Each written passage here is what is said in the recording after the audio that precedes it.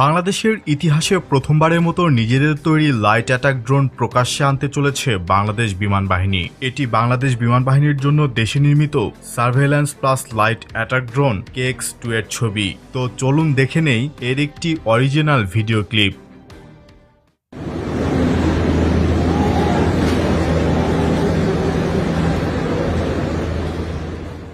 বাংলাদেশ বিমান বাহিনীর বার্ষিক মহড়ায় ড্রোনটি পরিদর্শন করেন প্রধান উপদেষ্টা ডক্টর মোহাম্মদ ইউনুস।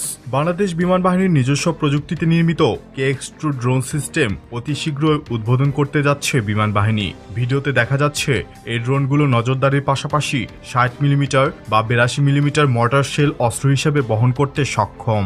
এবং সুখবর হলো শীঘ্রই এই ড্রোনটি বিমান বাহিনীর বহরে যুক্ত হবে। আপনাদের আগেই জানিয়েছিলাম বাংলাদেশ বিমান বাহিনীর 3টি ড্রোন প্রোটোটাইপ নিয়ে কাজ করছে। KX-2 সম্ভবত এই ড্রোনের দ্বিতীয় প্রোটোটাইপ। যতটুকু জানা গেছে তৃতীয় প্রোটোটাইপ মডেলটি একটি medium attitude long endurance drone হবে, যার রেঞ্জ এবং পেলোড ক্যাপাসিটি অস্ত্র বহন ক্ষমতা বেশি হবে।